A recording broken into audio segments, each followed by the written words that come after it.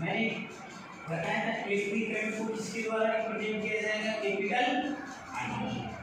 ये होता है, फिर मैंने आपको परिभाषा लिखाई, rate of charge flow in second. तो किसी ने पूछा हमारे साथ कि चार्ज क्या होता है, फिर मैंने बोला आई बराबर चार्ज को कैपिटल क्यू अपॉन टी। ये बताया था कि नहीं बताया था। उसके बाद में मैंने क्या बताया, क्यू क्या होता है, number of electron into charge of one electron, उसको डिवाइड किससे करना है, टी से। तो ये करंट इक्वल्स टू हो गया चार्ज अपॉन टाइम। फिर मैंने ऐसा बताया था, यहाँ एक एक का मतलब बताया था, आई क्या होती है, करंट, आई क्या होती है, करंट। तो इसका ऐसा यूनिट क्या बताया मैंने, एम्पियर। क्या बताया, एम्पियर। ये एम्पियर किसके बराबर होगा, चार्ज किसमें रखना है, कूलॉम, किसमें, कूलॉम पर सेकंड। फिर दूसरा मैंने क्या बताया, एन क्या होता है, नंबर ऑफ इलेक्ट्रॉन। क्या होता है, नंबर ऑफ इलेक्ट्रॉन। फिर मैंने बताया कि टी क्या होता है, सेकंड। टाइम किसमें लेना है, सेकंड में। अगर क्वेश्चन में टाइम सेकंड में नहीं दिया हो, तो अगर वो टाइम को आपको हावर्स में दे तो कितने से मल्टीप्लाई करना है, 360, 3600। ये इतना समझ में आया कि नहीं आया। उसके लिए अपन ने यहाँ क्या लिखा था, ये आपका कोई सर्किट डायग्राम है, वायर है, इस वायर में ये इलेक्ट्रॉन है, ये इलेक्ट्रॉन है, ये इलेक्ट्रॉन है, ये इलेक्ट्रॉन है, ये भी इलेक्ट्रॉन, इलेक्ट्रॉन, इलेक्ट्रॉन। फिर मैंने इसको क्लोज कर दिया, इसको क्लोज कर दिया। फिर यहाँ मैंने बैटरी लगा दी, इस बैटरी के आगे मैंने यहाँ की लगा दी, की को ऑन कर दिया। फिर इसको ऐसे हमेशा करंट का फ्लो हमेशा हाई वोल्टेज से लो वोल्टेज, यहाँ क्या गई, आई गई। अब देखो इस इलेक्ट्रॉन पे चार्ज कितना है, नेगेटिव, इस पे भी, इस पे भी, इस पे भी, इस पे भी, इस पे भी नेगेटिव, नेगेटिव, नेगेटिव। अब ये पोल नेगेटिव है, तो ये इसको क्या करेगा, रिपेल करेगा। तो ये आपका इलेक्ट्रॉन किधर जाएगा, इधर। और अपन जानते हैं कि करंट का फ्लो हमेशा हाई वोल्टेज से लो वोल्टेज की ओर होगा।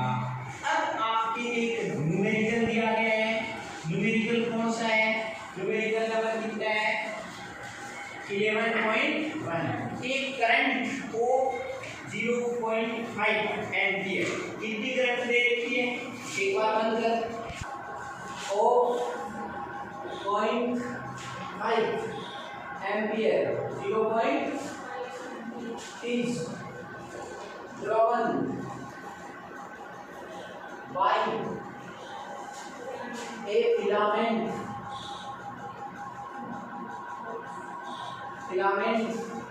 of an electric bulb। ये क्या कहना चाह रहा है कि एक बल्ब है, उसके फिलामेंट में कितनी करंट फ्लो हो रही है, 0.54, कितने के लिए, 10 मिनट, कितने मिनट के लिए, फाइंड करना है। क्या करना है, फाइंड द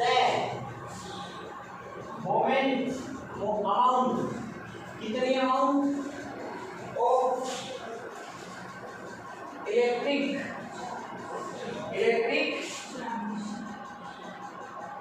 चार्ज दैट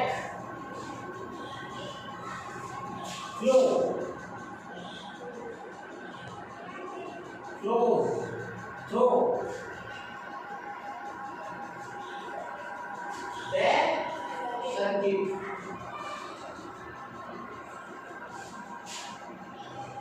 समझ गए क्या। अब अपन इसका क्या करेंगे, सॉल्यूशन। सबसे पहले इसको ध्यान से पढ़ो, डायग्राम जैसा जैसा बोलता है वैसा वैसा करके जाओ। क्वेश्चन क्या हो रहा है, एक करंट को 0.5 एम्पियर, मतलब अपने को करंट कितनी दे रखी है 0.5। क्या बनाना है अपने को, बल्ब। उस बल्ब के फिलामेंट में कितने टाइम तक करंट फ्लो हो रही है, 10 मिनट तक। तो अपन सबसे पहले ये बल्ब बना देते हैं। मैंने बल्ब बनाना आपको सिखा दिया है। ये बल्ब हो गया, बल्ब है, इसके आगे यहाँ बैटरी लगा दो, बैटरी लगा दी, फिर इस बल्ब के आगे यहाँ की लगा दो, फिर सर्किट को कंप्लीट कर दो। अब क्वेश्चन में जो डाटा दिया गया है वो पुट करो। आई कितना देते हैं, 0.5 एम्पियर। कितना एम्पियर, 0.5 एम्पियर। इसका रेजिस्टेंस होगा कि नहीं होगा, होगा। अब यहाँ इसकी वोल्टेज मैं V मान लेता हूँ। आगे देखो टाइम कितना दिया गया है, क्वेश्चन में अपने को क्या दिया गया है, गिवन डाटा में आई कितना 0.5 एम्पियर। उसके बाद में अपने को टाइम कितना दिया गया है 10 मिनट। क्या मिनट चलेगा क्या, नहीं, मिनट को किसमें चेंज करना पड़ेगा, सेकंड। अपन जानते हैं कि एक मिनट में 1 मिनट होगी तो उसमें कितने सेकंड होंगे, 60 सेकंड। तो बताओ 10 मिनट में कितना होगा, 10 को किससे मल्टीप्लाई करना पड़ेगा, 60 से। तो कितने सेकंड आएंगे आपके पास, टाइम बराबर आ जाएगा 10 मल्टीप्लाई 60। आपके पास कितने सेकंड आ गए, 600। कितने आ गए, 600 सेकंड। ये ना हो जाए, अपन जानते हैं कि करंट किसकी इक्वल होगी, चार्ज अपॉन टाइम। क्वेश्चन में क्या पूछा है, कितना चार्ज फ्लो होगा, Q पूछा है, इसको ट्रांसफर कर दो, Q equals to I multiply T। अब देखो टाइम सेकंड में है, करंट एम्पियर में है कि नहीं है, तो पुट वैल्यू को पुट करो। I की जगह कितना रखोगे 0.5, टाइम की जगह कितना रखोगे 600। इसको आप मल्टीप्लाई करोगे, कितना आंसर आएगा 300। सही है। आगे क्या लिखोगे, कूलम। क्या लिखोगे, कूलम, या C के छोड़ देना, C का मतलब क्या होता है, कूलम। आगे क्या लिखना है, इसके नीचे कूलम। तो आंसर क्या आ गया 300 कूलम। क्या दिया गया है कि कैलकुलेट करना है the number of electron 1 coulomb of charge. तो क्या चार्ज में क्या होता है, अपन जानते हैं कि चार्ज इक्वल्स टू होता है m गुना E। यहाँ m का मतलब क्या होता है, नंबर ऑफ इलेक्ट्रॉन। Q किसमें होना चाहिए, चार्ज होता है कि नहीं होता, होता है। किसमें होना चाहिए, कूलम में। तो कूलम में होना चाहिए, कितना दिया गया है 1 कूलम। डाटा दिया गया कि नहीं दिया गया, दिया गया है। फिर अपने को n क्या करना है, फाइंड करना है। E अपन जानते हैं कि E क्या होता है, E का मतलब होता है एक इलेक्ट्रॉन का चार्ज। एक इलेक्ट्रॉन का चार्ज कितना होता है, negative 1.6 10 to the power 19 coulomb. Put the value रखो, तो आपके पास कैपिटल Q कितना 1 बना गया कूलम। n कितना फाइंड करना है, ये कितना है 1.6 10 टू द पावर -19 कूलम। देखो कूलम से coulomb cancel. Number of electron तो मैं ऐसे लिख दूं 1/1.6 10 टू द पावर -19 बराबर स्मॉल m। अब आप इसको कैलकुलेशन करोगे तो ये आपकी 19 की पावर किधर चली जाएगी, ऊपर। किधर चली जाएगी, ऊपर। तो जैसे ही 19 की पावर ऊपर जाएगी, नीचे कितना बचेगा 1.6। आगे क्या होगा n। अब इसको तुम सोल्व करोगे, इसके आंसर कितने आएंगे 6.25 ये आएंगे। आगे कितना आएगा 20 की पावर कितनी आ जाएगी, इसको आप हटाओगे तो कितना होगा, इसको 0 लगाओगे, सोल्व करोगे, कितने आंसर आएंगे आगे, पावर में कितनी आएगी 20। कितनी आएगी 20। ये आपके पास नंबर हो क्या आगे इलेक्ट्रिक पोटेंशियल क्या होता है, ये आपका कोई सर्किट है, ये इसका रेजिस्टेंस R है, यहाँ आपका कोई बल्ब जुड़ा हुआ है, इस बल्ब को आपने किसी बैटरी के साथ कनेक्ट कर दिया। ये आपकी यहाँ क्या लगी हुई है, ये लिखी हुई है। उसके बाद में मैंने सर्किट को पूरा कर दिया। अब इस बैटरी का जो वोल्टेज है वो कितना मान लिया मैंने, कैपिटल डी। कितना मान लिया, और इस बैटरी के द्वारा कितनी धारा फ्लो हो रही है, आई। तो ये जो बैटरी का जो पोटेंशियल होता है इसको क्या कहा जाता है, इलेक्ट्रिक पोटेंशियल। इसका मतलब ये हो गया कि इसके द्वारा 1 कूलम्ब चार्ज को इस वाले टर्मिनल से लेके पूरे सर्किट में घुमाने में जितना काम किया जाएगा ना उसको क्या कहा जाता है, इलेक्ट्रिक पोटेंशियल। क्या कहा जाता है, इलेक्ट्रिक पोटेंशियल क्या होता है, 1 coulomb charge is flow in circuit. समझ गए ना, 1 कूलम्ब चार्ज को पूरे सर्किट में फ्लो कराने के लिए जितना वर्क किया जाता है, 1 coulomb charge is flow in circuit, work done by battery या सेल। इसको क्या कहोगे आप, पोटेंशियल। क्या कहोगे, इलेक्ट्रिक पोटेंशियल। क्या कहोगे, इलेक्ट्रिक पोटेंशियल। तो हो गया। तो इलेक्ट्रिक पोटेंशियल को मैं कैसे लिखूंगा, ऊपर क्या आएगा, वर्क। क्या आएगा, वर्क। नीचे क्या आएगा आपका, चार्ज। क्या आएगा, अब मेरे को एक चीज बताना, वर्क किसमें नापते हो, चार्ज किसमें नापते हो, कूलम्ब। किसमें नापते हो, जूल अपॉन कूलम्ब। इसको क्या लिखोगे, वोल्ट। क्या लिखोगे, वोल्ट। तो मैं यहाँ लिख दूं पोटेंशियल। क्या, पोटेंशियल कितना होगा, इसको पोटेंशियल डिफरेंस भी बोलते हैं। क्या बोलते हैं, पोटेंशियल डिफरेंस। किसके इक्वल होगा, वोल्ट में नापा जाएगा। मैं बोलूँ इसका एसआई यूनिट क्या होगा, एसआई यूनिट क्या होगा, तो क्या लिखोगे, वोल्ट। क्या लिखोगे, वोल्ट। ये किसके इक्वल होगा, जूल पर कूलम्ब।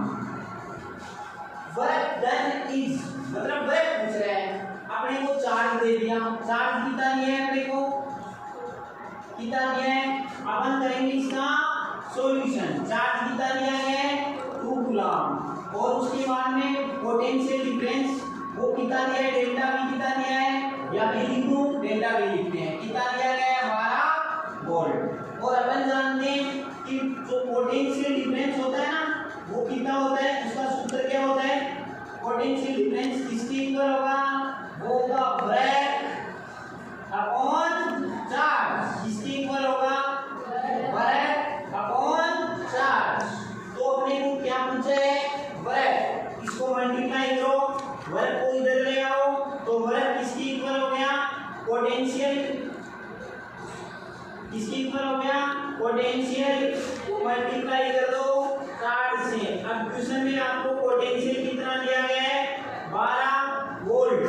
चार्ज कितना है, 2 कूलम्ब। तो कितना हो गया, 24 वोल्ट कूलम्ब। अपने को क्या पूछा है, वर्क। वर्क किसमें आएगा, देखो वोल्ट को आगे खोल के लिखो। वोल्ट क्या होता है, जूल पर कूलम्ब। ऊपर कूलम्ब, कूलम्ब से कूलम्ब कट गया, तो आपके पास वर्क जिसको W बोलते हैं वो कितना निकल गया है, 24 जूल। कितना निकल गया है, 24। कितना जूल, 24 जूल। ये आपका न्यूमेरिकल हो गया। हेडिंग है सर्किट डायग्राम। क्या हेडिंग है, सर्किट डायग्राम। ये क्यों आवश्यकता है, जब भी अपन सर्किट के बारे में पढ़ेंगे तो मैं हर बार वोल्ट थोड़ी लिखूंगा, हर बार रेजिस्टेंस थोड़ी लिखूंगा।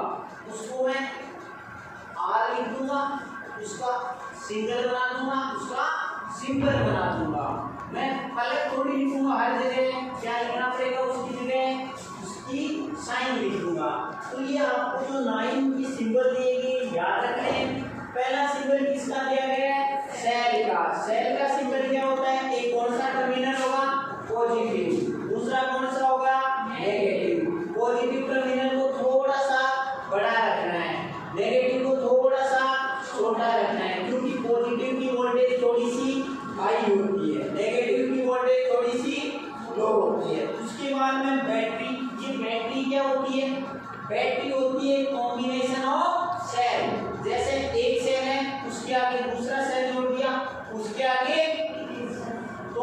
3 सेल जोड़ दिए उसको क्या कहोगे? बैटरी। बैटरी का नेगेटिव टर्मिनल पॉजिटिव से, पॉजिटिव का नेगेटिव से, नेगेटिव का पॉजिटिव से, ठीक है। उसके बाद में आगे क्या है? स्विच। स्विच, अब ये स्विच ओपन है, इसका मतलब बटन को ऑन नहीं करना है, तो मैंने इसमें बटन नहीं दिखाया। फिर मैंने स्विच को क्या कर दिया? क्लोज, तो मैंने बटन को ऑन कर दिया, बटन को मैंने एक डॉट के द्वारा दिखाया है। उसके बाद में एक वायर जॉइंट, एक वायर को कैसे जॉइंट करोगे? एक वायर इधर से आएगा, एक इधर से आएंगे, तीनों को आपस में जोड़ दिया। मैंने एक सिंबल नहीं बनाया विदाउट जॉइनिंग, उसको ऐसे ऊपर से दिखा देना है, ठीक है। उसके बाद में क्या बच गया? बल्ब। बल्ब को ऐसे दिखाना है, ये बल्ब का फिलामेंट होता है, इसका भी रेजिस्टेंस होता है। फिर मैंने लिखा है रेजिस्टेंस। क्या लिखा है? रेजिस्टेंस क्या होता है? कोई भी वायर होता है वो जिस भी मेटल का बना होता है उस मेटल का खुद का कुछ प्रॉपर्टी होती है कि नहीं होती है? मेटल होती है, इलेक्ट्रॉन होते हैं, उसमें आप करंट फ्लो करते हो, वो गर्म होता है, गर्म होता है तो कुछ एनर्जी का लॉस करता है, उस एनर्जी का जो लॉस होता है उसका रीजन होता है रेजिस्टेंस। क्या होता है? रेजिस्टेंस। उसका सिंबल कैसा होगा? ऐसा करके ऐसा कर देना। फिर होता है एक वेरिएबल रेजिस्टेंस, उस वेरिएबल में यहाँ एक एरो लगाया जाता है, उस एरो को बढ़ाकर रेजिस्टेंस को बढ़ाना है तो उसको आगे खिसका देना, रेजिस्टेंस को कम करना है उसको पीछे खिसका देना। उसके बाद में क्या बच गया? एमीटर। क्या बच गया? अब ये एमीटर क्या होता है? अपन पढ़ गया है करंट। क्या पढ़ गया है? करंट का मेजरमेंट जिस डिवाइस के द्वारा किया जाएगा उसको क्या कहा जाता है? एमीटर। इसमें भी दो टर्मिनल होते हैं, एक टर्मिनल पॉजिटिव होता है, एक टर्मिनल नेगेटिव होता है। उसके बाद में दूसरा क्या है? वोल्टमीटर। ये वोल्टमीटर क्या होता है हमारे साथ? वोल्टमीटर होता है वोल्टेज का मेजरमेंट करने वाली डिवाइस, जिसको आप पोटेंशियल डिफरेंस कहते हो। ये आपके सिंबल हो गए। अब इन सभी सिंबल को मिला के अपने को क्या बनाना है? सर्किट। क्या बनाना है? सर्किट। जैसे मैं बोलूं वायर 3 वायर है तो आपके दिमाग में क्या आना चाहिए? मैं बोलूं बल्ब जुड़ा हुआ है तो आपके दिमाग में क्या आना चाहिए? मैं बोलूं ओपन सर्किट है तो आपके माइंड में क्या आना चाहिए? मैं बोलूं बैटरी है तो माइंड में क्या आना चाहिए? ये मैंने पूछूं एमीटर जुड़ा हुआ है तो ये वोल्टमीटर जुड़ा हुआ है तो ये, अब इनका क्या करेंगे? कॉम्बिनेशन। अब अपन पढ़ेंगे ओम्स लॉ। क्या पढ़ेंगे? ओम्स लॉ की अप्लाइड वोल्टेज। कौन सा वोल्टेज? अप्लाइड वोल्टेज होगा ना, वो डायरेक्टली प्रोपोर्शनल किसके होगा? सप्लाई करंट के। किसके होगा? सप्लाई करंट के। किसके इक्वल होगा? सप्लाई करंट के। जैसे आपने वोल्टेज को 2 बढ़ाया तो करंट भी कितनी बढ़ेगी? 2। 4 बढ़ाया तो करंट भी कितनी बढ़ेगी? 4। वोल्टेज को 2 कम किया तो करंट भी कितनी कम होगी? 2। इसका मतलब मैं ऐसे लिख दूं V डायरेक्टली प्रोपोर्शनल किसके हो गया? I किसके हो गया? फिर मैं एक नया कांस्टेंट लेता हूं V अपॉन